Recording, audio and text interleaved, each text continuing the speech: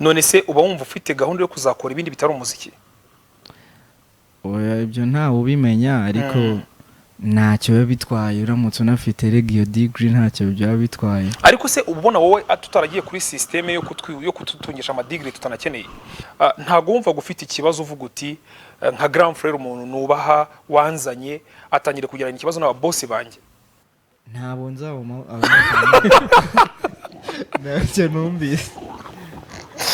ni rupu ni z'ama drum kits ni z'amanota, ariko wasanga maybe ibyo wenda ubwo abantu bavuga ari ziriya passage ahubwo wenda kuko maybe uribuka ko Element akiza nko muri 2020 yakunda gukoresha amapassage yiwe hit n'ubundi zirahari tu, ahubwo nuko navuga ko nk'imiziki ubu yahindutse, ubu usanga hakora nyine izo ndirimbo bita hit, basanga nta ndirimbo iramba iraje irahitinze ku biskwezi abiri haje indi si yibagize iyo nta muntu ukiyumva. The Choice Live.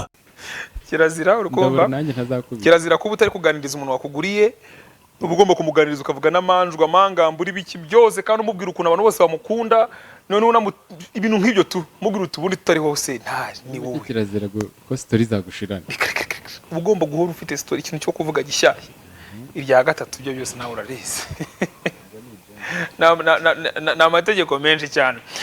Maze gusoresha ku ndirimbo yitwa Si Ibyanjye, ni indirimbo ya mpano ariko yakozwe n'umuproducer witwa Compressor ubarizwa muri 155 AM. Niyo mpamvu muri studio za Isibo TV dufite Compressor kugira ngo tuganire, tugoye ikaze muri studio za Isibo TV. Koresha microphone. Umeze neza se? Amana ufite isoni. Man, iriya buru niyo wayikoze?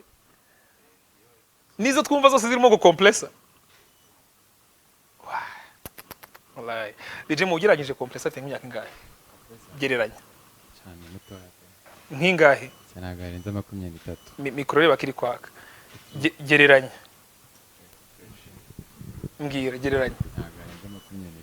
23. Ngewe uzinyereranyije? Ngewe nyereranyije afite nk'imyaka nka 19. Ibiremewe. Biremewe kugereranya. Ninde wagerageje? Uri yavuze 23, ngiye mvuga nka 19 20. Ubwo ni wowe. Nabikoze? Oya ntago wabikoze ariko wagereranyije. Ubwo ufite 21. Mfite 21. Urumva ko nagerageje. Ko navuze ntagarengeje. Nagarengeje 23. Tekereza ku myaka 21 cyangwa 20 ukaba waba uri gukora projet ishobora gukundwa n'abantu batuye igihugu nimba ari miliyoni 14. Ntago ukaba waba uri gukora projet maze umwaka. Nyine ubwo yarafite 20 niyo mpamvu mvuze 20. Ukaba wakora projet igakundwa wenda na miliyoni 8 zituye igihugu. Uba wiyumva gute? Ewana nanjye ni ibintu bwanjye numvise nyine bindenze ko ni experience nari ngize kubona uko zindirimbo ukabona ibaje kuba ibintu we wavanye mu mutwe wawe nyine bikunzwe n'abantu n'ibintu biba yawana birenze cyane kabisa. Bita bikwereka yuko nyine ushoboye kuba urumva nimba ushaka kuba wafata ikintu creating from nowhere ukabona abantu hanze bari kucenjoyinga n'ibintu biba bishimishije kabisa. Wayikoze ariko ni mu gihe n'ubundi haraciyemo igihe ya mpano n'ubundi wakoreye hatari umwuka mwiza hagati ya mpano ndetse na Element wasanze muri 155 AM. Harimo ikibazo Compressor ya mpano avuga ukuntu yagiye kumukorera indirimbo bikagorana ibintu byinshi cyane bigiye bitandukanye. Ntago wumva ko biri gutera ikibazo hagati ya producer usanze muri studio ukaba ugiye gukorera umuhanzi kandi noneho wamuraburije kuri social media n'ahandi hatandukanye? Oya nta kibazo ngiye nabyumvaga moto ariko sibye yuko n'ubundi na Element ubwe nawe ntago ibyo bintu ari ibintu atindaho cyane kuko kuba ngiye namfitanye ikibazo n'uyu muntu ntago yavuga ko ndi inshuti yanjye bamerana nabi. Ndetse usibye nawe gusa hari n'abandi mushaka kuzabona nabo wenda muzi ko bafitanye ibibazo ariko ukabona ngiyewe twakoranye. Ubwo rero uri wa mupapa harya wabayeho ku ngoma zose bamwitana undi twatera nakavanga afite ngo imodoka yitwa ngo Matswe n'umugabo Rucagu. Ibona nitwibuka za style ziwe kuko nabuze ukuntu zita urumva ukuntu abanje kuduteguza ngo hari n'abandi muzabona bafitanye ibibazo ariko ngiye twarakoranye ahantu compressor arengeye producer ushaka gukora indirimbo ye ya mbere akabanza akayizitura kabisa yakoze imwe ya Francis usibye hari n'abandi nuko wenda zitaranasohoka ariko hari n'abandi ba producer nabo nakoreye nabo benda kuzisohora kabisa ndi kwikorana n'aba producer ko producer bagirije bakoze akanama nyine aho ni sawa cyane bizaca he yazaza kundeba nawe tukayikubita arangiye abantu twagiye kubona tubona compressor bamwintroducinze muri 155 am ariko abenshi ntago bamenye ngo producer compressor yisanze gute muri 155 mbere yuko ajya muri 155 yakoreraga hehe njyewe mbere yuko njya muri 155 nta handi nakoreraga so njyewe navuga ko narangije secondaire mitanza muri 155 ubwo wize iki se wize umuziki se oya njye nize MPC ariko nize ku kigo bita Agahozo Shalom niho na ba Juno bize Irwamagana so haba hari studio like no twebwe abanyeshuri biga nyine amasomo asanzwe ariko hari n'utundi tuntu two ku ruhande twa activities mushobora kuba mwakora izo music n'ibiboro byinshi nyine none rero hari studio niho twabitangiriye hari n'undi mujama actually uri nawe w'umupcoming bita Lenzi sinzi nimba umuzi naramubonye Elvis nawe twariganaga n'ubundi twaranakoranaga nyine kuva no mu Gahozo noneho ariko mu Gahozo navuga ngo niho habembereye ikiraro cyo kuza muri 155 ubwo binyuze kuri nde bigenze gute urumva tukiga nka S5 hari aga trip twagize kuko kujya gusura aba producer hano i Kigali nyine ngo turebe ubundi bikorwa bite kuko urumva natwe twarabikoraga nyine ariko bimwe twebwe ntago wenda byari binarenze wenda nk'iby'abantu bo ku Nyundo nimwe nyine byaho urumva twakoraga mu gahe kaga free time atakuvuga ngo nibyo bintu nyine ukora tu so tukagize tujya gusura Element tusura no muri High Five hakoreragamo Santana na X icyo gihe nibwo nahuye na Element nibwo twamenyanye turakonectinga noneho tuza kongera guhura undi mwaka azanye na Juno ku ishuri kuko hari ira album Juno aheruka gusohora yabanje kwilauncingira mu Gahozo mbere yuko ijya no hanze tu so icyo gihe barazanye nibwo twahuye Element nanone turaciringa turahuza arambwira ati nta kibazo njye nusohoka uzamvugisha amanimero ye Iwana icyo gihe ni nabwo yamfollowinze kuri Instagram urumva nk'umunyeshuri ukiga nko muri secondaire numvaga bitabaho kabisa nibwo nyine twahuje gutyo ndangije namaze nk'amezi 2 naje bitanza muri 155 ubwo bivuze ngo ni Element wakuzanyemo Element kabisa much respect Element niwe wanzanye ngewe aho ni sawa cyane urumva yuko biba ari sawa kurangiza secondaire ugahita ujya mu kazi mu gihe abandi abo mwiganye ngo bari kujya muri za kaminuza bari kuzibazirimo bazirimo ariko n'ubundi nanjye n'ubundi ndaniga still none se uba wumva ufite gahunda yo kuzakora ibindi bitari umuziki oya ibyo ntawe ubimenya ariko ntacyo biba bitwaye uramutse unafite regio degree ntacyo byaba bitwaye ariko se ubona wowe tutaragiye kuri systeme yo kututungisha amadigri tutanakeneye nyine ugasanga nkaho urugero compressor urabona ko uri talented mu muziki ushobora gukora projet ikamenyekana kandi ukiyunguna n'ubundi bumenyi so bivuze ngo mu myaka 5 iri imbere ushobora kuba uri mu producer w'umuhanga no muri East Africa ku buryo no kukugiraho biba bigoye so wawe ushobora kujya gushaka noneho degree y'ibintu wenda bya physique cyangwa se byiki kandi wenda wagakwiye gufokasinga kuri ibyo ngibyo ubona ko byatangiye gufata umurongo nkeka ko nyine twese ntawe ubuzi aho ubuzima bwerekeza byose still ngewe mbirivinga ko ibintu byose bishoboka ko wabikora mu gihe hari uburyo kereka nta buryo buhari ariko mu gihe buhari nabikora kabisa kuko n'ubundi still n'icyo gihe na mbere tukiga nabwo twarigaga kandi tukanakora n'imiziki kandi ibintu byose nyine nkeka ko umuntu ahubwo biterwa n'ukuntu wowe wikoordinatinga ibintu byose byakunda kabisa. Yawe ndicuza iyo nabonye imyaka 5 butare ngo ndi kwiga imibare uziko dusigaye twigira kujya ku gitutu cyo kugira ngo mu bafite degree se wakuye bunyamugi ezo ngo uri kunca intege nanjye. Oya ntabwo ndi kuguca intege ahubwo courage uri kumva. urumviraga impamvu baba ari kukubwira gutyo degree yo tishidikanya ahubwo nanjye ndubibago niyo umuntu wambere avuze ibaze muri 2018 ngo filime ngo bamufotorewe yarahiye kuri graduation yarahiye Imagine.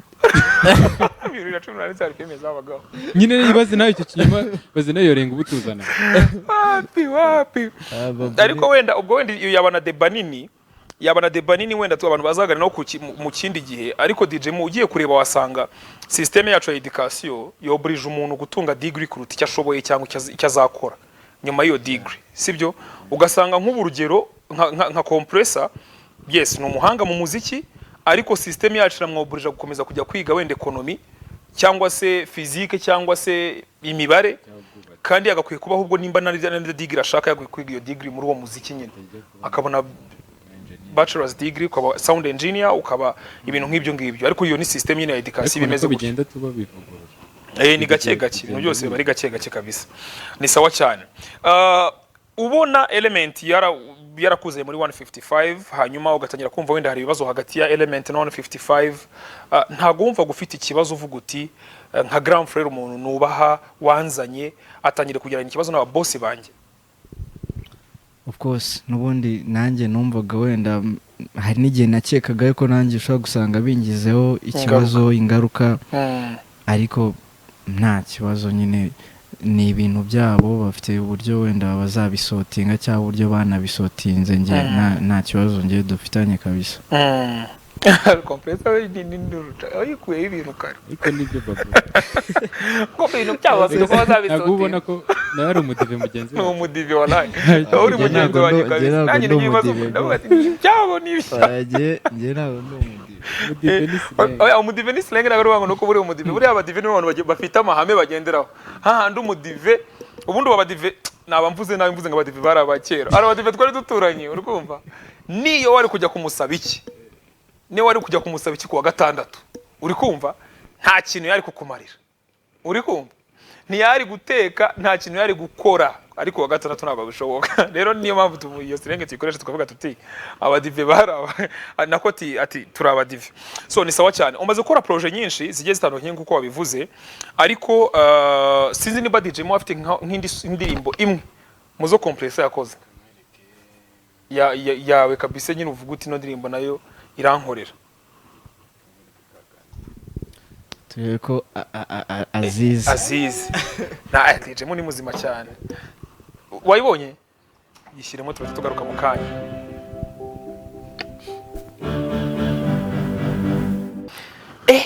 Ese Compressor wowe ugiye gukora indirimbo uhera kuki?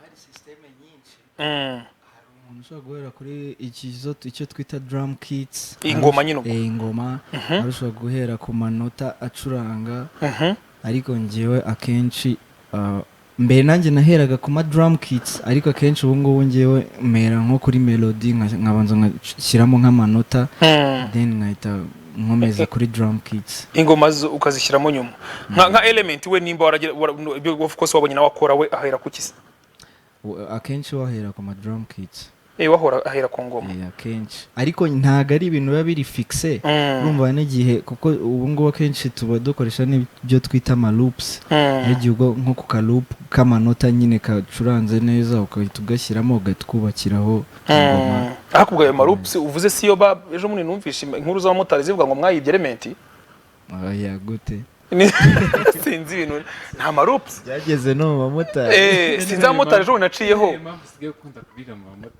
abamotari bafite amakuru hari amakuru ejo n'abamotari numvishe bavuga ngo hari niyo marupsi oya bayita ngo icyo ariya oya amalupsi birata nyine ni ibintu byinshi either ashobora kuba wenda loop y'amanota loop ya drum kits ziri abo bavugaga ni loop ziki ntabwo nzabamo ntacyo numvise. ni loop ni z'ama drum kits ni z'amanota. Ariko wasanga maybe ibyo wenda ubwo abantu bavuga ari ziriya passage ahubwo wenda kuko maybe uribuka ko Element akiza nko muri 2020 yakunda gukoresha amapassage yiwe noneho ku buryo nk'undi muntu iyo yakoresheje bita byoroha ko abantu bahita bumva ko ari za Element yafashe. Maybe ko ari byo wenda bavugaga sinzi ngo mwarazikokoyesha. Ni sawa cyane. Ku munsi w'ejo ngira ngo nejo nibwo CEO wa 155 AM Kenny Mugarura yavuze yuko nka CEO wa 155 AM abona ko hari ubukene bw'indirimbo za hit. Nawe ni kubibona? Indirimbo za hit hari ubukene bwa hit bw'indirimbo ya hit iri hit muri no minsi ubwo byamiraga nkaho wenda either Bruce Melody agiye gusohora indirimbo cyangwa se undi muntu wo muri 155 so bivuze ngo agiye kuza kimwe muri icyo kibazo bo bari babonye cyo kubungu nta ndirimbo nyine hari ubukene bw'indirimbo ya hit. Byese bituma n'abahanzi bamwe bari reactinga ngira ngo nka Run Up we ntago yaripfanye yese yandika aravuga ngo ataginga coach Gary ndetse na Kenny aravuga ngo nibyo koko muri busy mufite company nini mureberera ibyo ni ukuri gusa ndizera ko mufite team ishinzwe kuba updatinga ku bijyanye n'imiziki mu Rwanda nta bukene bw'indirimbo nziza buhari ibyo no gupfobya akazi kako kagoranye twakoze mukora ka research gatoya na Prince Keys we yavuze ngo bukene wa mu mufuka ariko ngo bw'imiziki bwo ntabwo wowe nka noneho sasa urabivuga iki? Oya indirimbo nta gihe na kimwe zigeze zibura n'ubu zirahari zirasohoka ahubwo wenda maybe ko wenda yavuze indirimbo zimwe nyine ziza zikabisereri kabisa nyine kaba hit ukasanga ahantu hose urabona nko muri biriya bihe hari iminsi yageze ku buryo wasangaga nka Element akora indirimbo ewana usanga zisohokera nko muri 2020 zisohokera rimwe ari nyinshi kandi zose ari hit nyine maybe ko ari byo yavuze kuko wenda muri no minsi usanga akenshi usanga haje nk'indirimbo imwe igatwika hagahita haza indi nyuma ikayikuraho ariko utavuga ngo hari indirimbo nk'eshanu icyarimwe zose zimeze nabi hano kabisa maybe wenda ko ari byo yavuze ariko nta gihe indirimbo zigeze zibura gusohoka n'ubundi zirasohoka ariko maybe nibyo ngibyo yavuze. Ubu wenda nimba ari nko kutureba ni nk'indirimbo wamubwira utugenda wumva ino ndirimbo ni hit ni ingi ni hit ni indirimbo kabisa ziri zabaye isereri cyangwa se ziri n'ubuzikiri isereri mu mitwe y'abantu already nyine niriya Run Up wamusubije indirimbo afite ni hit iracyari hit ira Tsunami za Tombe iriya za Orima Deja Vu za Kenny Soul hit n'ubundi zirahari tu ahubwo nuko navuga ko nk'imiziki ubu yahindutse ubu usanga hakora nyine izo ndirimbo bita hit basanga nta ndirimbo iramba iraje irahitinze ku biskwezi abiri haje indi si yibagize iyo nta muntu ukiyumva nicyo kibazo ahubwo navuga cyagiye kiba mu miziki ahubwo iyo wumvise nk'indirimbo yakozwe muri 2020 uba wumva itakijyanye n'igihe wumva nawe ubwawe itakirenze nyine ariko se ko umuntu yumva nk'iyo muri za 80 cyangwa 90 na kangahe bantu bamba hambere bo bakoze ukumva wayumva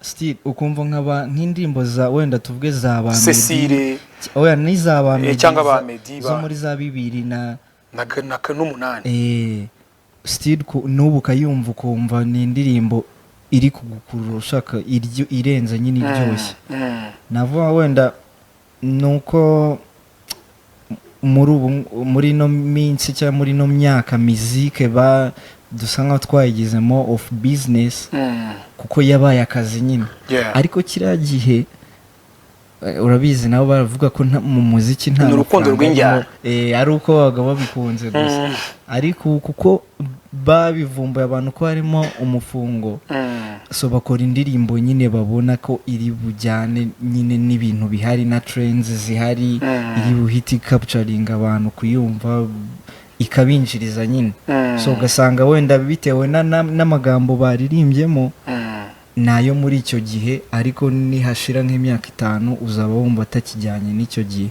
kabisa. tuzigira tubona Compressor yasohoye indirimbo nawe nk'umuhanzi ku giti cye cyangwa zakomeza abe producer gusa? Njyewe ntago navuga ngo nzasohora indirimbo nabyo kuko njye ndi umu producer just gusa kabisa. Na Element ko yaje ariko avuga nakubeshye, ubundi Element yaje kuririmba ntabwo yaraje gucuranga. Element yavuze ko yaje ari umuhanzi aho akajya muri production bitewe nuko yabonaga producer bamwima umwanya akavuga ati ibintu reka njye kubyikorera. Nitukubona waririmbye Compressor muzanshyigikira. Kimye bumesi kabisa. Ni sawa cyane, mwite Compressor ni producer mwiza cyane muri 155 AM, akora indirimbo nyinshi zigiye zitandukanye. Mugenda mukunda buriya producer niwe ruzingiro rw'umuziki twumva kubera ko niwe ucuranga, niwe uhereza ibitekerezo umuhanzi. Sometimes ukasanga bananditse banaririmbye, so bivuze ngo bari abantu bakomeye cyane mu muziki, niyo mpamvu tubagomba indabyo n'icyubahiro kidasanzwe. Mu supporting yitwa Compressor kuri Instagram n'ahandi henshi hagiye hatandukanye. Mukunda ibintu akora kandi nyine mumwereka urukundo, mumwitege, nimubona yaririmbye muzamushyigikire. Ni sawa cyane, reka ngushimire, wakoze cyane kuza muri The Choice Live kabisa. Hano ni mu rugo, anytime uzagiza twiganirire. Ari ikiganiro nshaka kuzategura cy'aba producer n'aba manager cyangwa se n'abantu bakora bareberera inyungu z'abahanzi kugira ngo tuganire mu by'ukuri ubundi imbaraga amafaranga mu producer ahembwa niyo abakwiye. Usanga we umuntu yishyuje miliyoni imwe nabwo ukasanga umuntu ari kwitotomba kandi iyo ndirimbo uzayitunga imyaka yawe yose y'ubuzima n'ibindi byinshi bigiye bitandukanye. Nzabutumira tuganira. Ahubwo iyo ni nayo mpamvu ituma na producer baririmba. Mutabizi niyo mpamvu. Ni sawa cyane, DJ Mu wakoze, kimwe na equipe technique yadufashije. Mr Kido yakoze ku mafoto meza cyane. Amafoto meza cyane wayisanga muri DD Studio, ariko by'umwihariko ushaka intebe nziza, ibitanda byiza, ameza meza n'amagariderobe n'ibindi bigiye bitandukanye, wagana Wometat Interior Limited, bakorera mu gakiriro ka Gisozi, ariko wabahamagara kuri nimero zabo ushobora gusanga kuri Instagram yabo wanditsemo Wometat Interior Limited, hanyuma ukagira ibikoresho byawe byiza mu rugo. Mwakoze cyane ko twabanye natwe, gahunda za Siwe TV zigiye gukomeza. Twe tugiye kujya kuri thechoicelive.com ndetse no kuri The Choice Live kuri YouTube. Babu Rwanda, blessings. The Choice Live.